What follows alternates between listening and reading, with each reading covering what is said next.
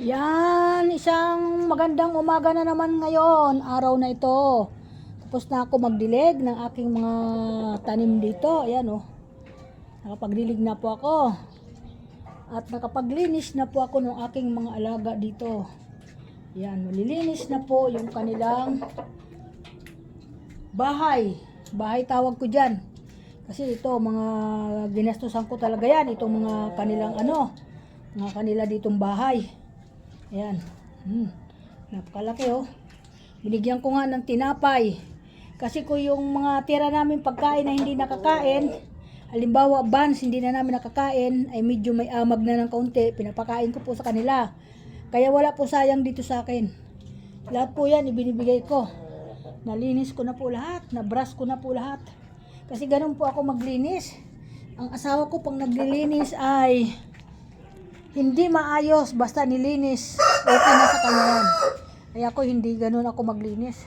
Binabrush ko talaga, yung mga lumot talaga, tinatanggal ko, ayan. Naglagay pa siya dito ng, ihian ng mga lalaki daw. Kung sakali daw mayroon dito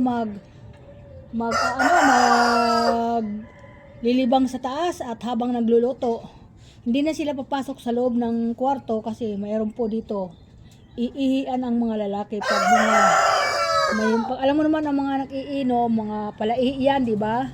Kaya yan, nilagyan niya, natupad na niya ang mga idol. At pagkatapos ko dito, ako naman ay bababa sa may second floor. Doon po sa may second floor. Ito po dito yung aming labas ng aming bahay, yan. Ang daing mga puno dyan. Diyan po na yan sa bahay, sa bakante na yan. Yan po yung yung may mga alagang baboy, ang lalaki. Yan dyan. Kaya lagi nakasarado ang bintana ko kasi minsan nangangamoy dito sa akin. Ayan, may antina po dito sa akin na mataas. Yan. Ano po yan, yung antina po ng mga nila dito.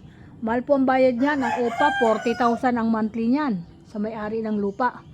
40,000 po yan, parang may apartment po, nag-uupap na umuupa pa ka ng mga apartment, nagpakawa ka ng mga apartment, yan po yan. Ito po yung tinatarget ko nga lupa sa tabi ng bahay ko, ayan. Maganda po yan kasi may kalsada na po dun sa kabila. Yan, ganda po yan oh. Kasi sabi ko gagawin kong garahe. Sabi ko sana paintulutan ng Panginoon, tulungan ako na magkaroon ako dito ng kahit lang 200 square meter, okay na sa akin yan. Gagawin ko po, gagarahian ko po para po hindi dito sa kalsada namin nakagarahe yung amin mga sasakyan. I love you so much sa lahat ng mga idol. Thank you, tulungan nyo ako manalangin at matupad ko yung pangarap ko.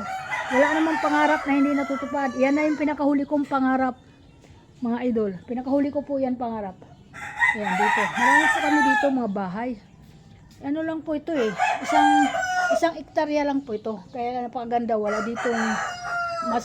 dito mga kakabakaba na mga malilikot ang kamay. Wala. Mababait po ang mga tao dito, mga kapitbahay. Sobrang mga mababait sila.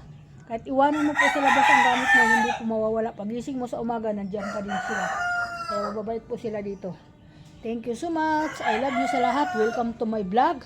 Magandang umaga din sa aking mga anak. Magandang umaga sa mga follower. Magandang umaga sa mga busing. Magandang umaga sa mga viewer. Thank you so much sa inyo. Maraming salamat. Okay, bye-bye.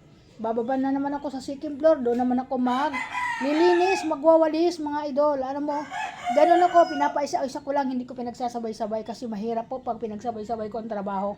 Ako lang po mag-isa dito sa bahay. Pero hindi naman po ako sumusuko dahil sanay po ako mulat sa pool. Ganun po aking ginagawa sa aking pamilya. Thank you. Bye-bye po. Bye-bye po. Ingat ang lahat. Thank you so much.